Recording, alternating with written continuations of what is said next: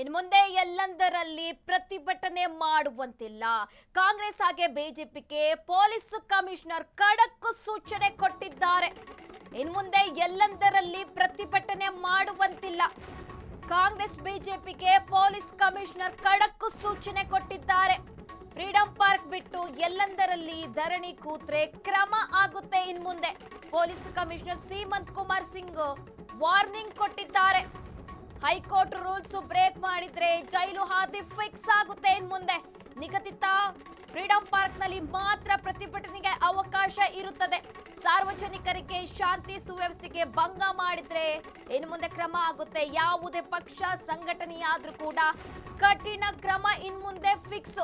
ನಿನ್ನೆ ಕೆಪಿಸಿಸಿ ಕಚೇರಿ ಬಳಿ ಬಿಜೆಪಿ ಪ್ರತಿಭಟನೆ ಹಿನ್ನೆಲೆ ಶಿವಾಜಿನಗರ ಠಾಣೆಯಲ್ಲಿ ಕ್ರಿಮಿನಲ್ ಕೇಸ್ ದಾಖಲಾಗಿದೆ. ಈಗಾಗಲೇ 5 ಆರೋಪಿಗಳನ್ನು ಕೂಡ ಹಾಕಿ ಬಂಧಿಸಿರುವಂತದ್ದು. ಇನ್ನು ಮುಂದೆ ಎಲ್ಲಂದರಲ್ಲಿ ಪ್ರತಿಭಟನೆ ಮಾಡುವ ಹಾಗಿಲ್ಲ. ಕಾಂಗ್ರೆಸ್ ಬಿಜೆಪಿಗೆ ಪೊಲೀಸ್ ಕಮಿಷನರ್ ಖಡಕ್ ಸೂಚನೆ ಕೊಟ್ಟಿರುವಂತದ್ದು. ನಿನ್ನೆ ಕೂಡ ಕೆಪಿಸಿಸಿ ಕಚೇರಿ ಬಳಿ ಪ್ರತಿಭಟನೆ ಹಿನ್ನೆಲೆ ಬಹಳ ಉದ್ವಿಗ್ನ ಪರಿಸ್ಥಿತಿ ನಿರ್ಮಾಣವಾಗಿತ್ತು. ಹಾಗೆ ಮೊಟ್ಟೆ ಎಸೆತ ಕೂಡ ಆಗಿತ್ತು. ಈ ಹಿನ್ನೆಲೆ ಇದೀಗ ಪೊಲೀಸ್ ಕಮಿಷನರ್ ಖಡಕ್ ಸೂಚನೆ ಕೊಟ್ಟಿರುವಂತದ್ದು. ಕಾಂಗ್ರೆಸ್ ಹಾಗೆ ಬಿಜೆಪಿಗೆ ಫ್ರೀಡಂ ಪಾರ್ಕ್ ಬಿಟ್ಟು ಎಲ್ಲೂ ಕೂಡ ಧರಣಿ ಕೂತ್ರೆ ಅವರ ಮೇಲೆ ಕಠಿಣ ಕ್ರಮ ಆಗುತ್ತೆ. ಹೈಕೋರ್ಟ್ ರೂಲ್ಸ್ ಬ್ರೇಕ್ ಮಾಡಿದ್ರೆ ಜೈಲು ಫಿಕ್ಸ್ ಆಗುತ್ತೆ ಇನ್ನು ಮುಂದೆ. ಹಾಗಾಗಿ ನಿಗದಿತ ಫ್ರೀಡಂ ಪಾರ್ಕ್ನಲ್ಲಿ ಮಾತ್ರ ಪ್ರತಿಭಟನೆಗೆ ಅವಕಾಶ ಇರುತ್ತೆ. ಒಂದು ವೇಳೆ ಸಾರ್ವಜನಿಕರಿಗೆ ಹಾಗೆ ಶಾಂತಿ ಸುವ್ಯವಸ್ಥೆಗೆ ಭಂಗ ಮಾಡಿದ್ರೆ ಇನ್ನು ಮುಂದೆ ಕ್ರಮ ಆಗೋದಂತೂ ಪಕ್ಕ. ಯಾವುದೇ ಪಕ್ಷ ಇರ್ಬೋದು, ಬಿಜೆಪಿ ಇರ್ಬೋದು, ಕಾಂಗ್ರೆಸ್ ಇರ್ಬೋದು, ಜೆಡಿಎಸ್, ಯಾವುದೇ ಪಕ್ಷ ಇರ್ಬೋದು, ಯಾವುದೇ ಸಂಘಟನೆ ಆಗಿರ್ಬೋದು, ನಿಗದಿತ ಸ್ಥಳದಲ್ಲಿ ಫ್ರೀಡಂ ಪಾರ್ಕ್ ಬಿಟ್ರೆ ಇನ್ನೆಲ್ಲೂ ಕೂಡ ಪ್ರತಿಭಟನೆ ಮಾಡಕ್ಕೆ ಅವಕಾಶ ಇಲ್ಲ. ಒಂದು ವೇಳೆ ಮಾಡಿದ್ರೆ ಕಠಿಣ ಕ್ರಮ ಫಿಕ್ಸ್ ಆಗುತ್ತೆ. ನಿನ್ನೆ ಕೂಡ ಕೆಪಿಸಿಸಿ ಕಚೇರಿ ಬಳಿ ಬಹಳ ಹೈಡ್ರಾಮಾ ನಿರ್ಮಾಣವಾಗಿತ್ತು. ಸದ್ಯ ಶಿವಾಜಿನಗರ ಠಾಣೆಯಲ್ಲಿ ಈ ಕುರಿತು ಕ್ರಿಮಿನಲ್ ಕೇಸ್ ಕೂಡ ದಾಖಲಾಗಿರುವಂತದ್ದು. ಈಗಾಗಲೇ 5 ಆರೋಪಿಗಳನ್ನು ಕೂಡ ಇಲ್ಲಿ ಪೊಲೀಸರು ಬಂಧಿಸಿದ್ದಾರೆ.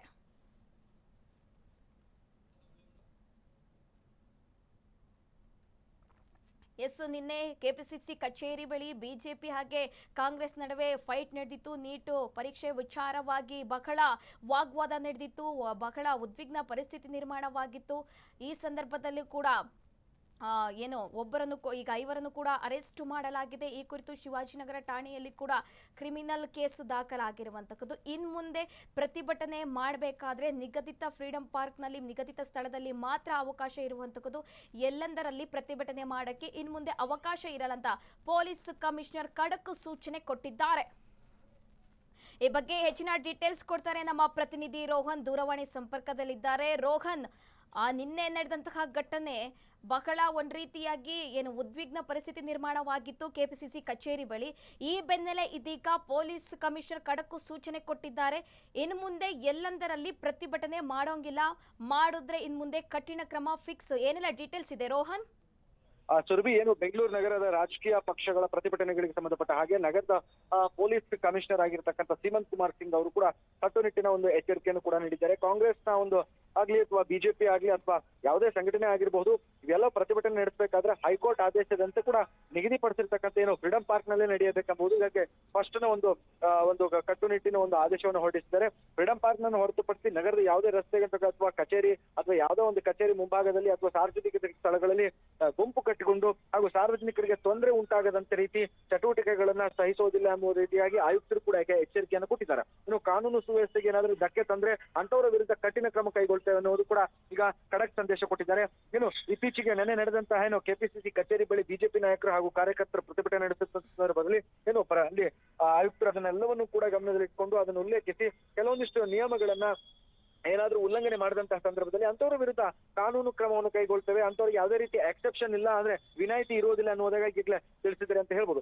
ಕೆಪಿಸಿಸಿ ಕಚೇರಿ ಎದುರುಗಡೆ ನಡೆದಿರ್ತಕ್ಕಂಥ ಪ್ರತಿಭಟನೆ ಸಂಬಂಧಪಟ್ಟ ಹಾಗೆ ಮತ್ತೆ ಮೊನ್ನೆ ಶಿವಾಜಿನಗರದಲ್ಲಿ ಠಾಣಾ ವ್ಯಾಪ್ತಿಯಲ್ಲಿ ಒಂದು ಕ್ರಿಮಿನಲ್ ಪ್ರಕರಣದ ಒಂದು ಘಟನೆ ನಡೀತಲ್ಲ, ಅವೆಲ್ಲವನ್ನು ಗಮನದಲ್ಲಿಟ್ಕೊಂಡು ಈ ಪ್ರಕರಣದಲ್ಲಿ ಯಾರ್ಯಾರಿದ್ರಲ್ಲ ಶಿವಾಜಿನಗರದಲ್ಲಿ ಅಂತವರ ಆರೋಪಿಗಳನ್ನ ಬಂಧಿಸಿ ಪೊಲೀಸರು ಈಗ ಅವರ ವಿರುದ್ಧ ವಿವಿಧ ವಿಧಿಗಳ ಅಡಿಯಲ್ಲಿ ಈಗಾಗಲೇ ತನಿಖೆಯನ್ನು ಮುಂದುವರಿಸಿದ್ದಾರೆ. ಒಟ್ಟಾರೆ ಸುರ್ಬಿ ಏನಂದ್ರೆ ಬೆಂಗಳೂರಿನ ಪ್ರತಿಭಟನೆಯ ಹೆಸರಲ್ಲಿ ರಸ್ತೆ ಅಥವಾ ತಡೆದು ಅನಧಿಕೃತ ಗುಂಪು ಕಟ್ಟಿಕೊಂಡು ಏನಾದ್ರೂ ಮಾಡಿದಂತ ಸಂದರ್ಭದಲ್ಲಿ ಅಂತವರ ವಿರುದ್ಧ ನಿಜಕ್ಕೂ ಕೂಡ ಕಠಿಣ ಕ್ರಮ ಆಗೋದು ಗ್ಯಾರಂಟಿ ಅಂತಾನೆ ಹೇಳ್ಬೋದು.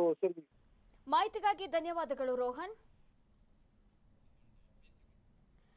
ಎಸ್ ಇನ್ ಮುಂದೆ ಎಲ್ಲೆಂದರಲ್ಲಿ ಪ್ರತಿಭಟನೆ ಮಾಡೋಂಗಿಲ್ಲ. ಪೊಲೀಸ್ ಕಮಿಷನರ್ ಖಡಕ್ ಸೂಚನೆ ಕೊಟ್ಟಿದ್ದಾರೆ. ನಿನ್ನೆ ಕೆಪಿಸಿಸಿ ಕಚೇರಿ ಬಳಿ ಬಹಳ ಹೈಡ್ರಾಮಾ ನಡೆದಿತ್ತು. ಈ ಹಿನ್ನೆಲೆ ಇದೀಗ ಬೆಂಗಳೂರು ಪೊಲೀಸ್ ಕಮಿಷನರ್ ಸೀಮಂತ್ ಕುಮಾರ್ ಸಿಂಗ್ ಖಡಕ್ ಆದೇಶ ಕೊಟ್ಟಿರುವಂತದ್ದು.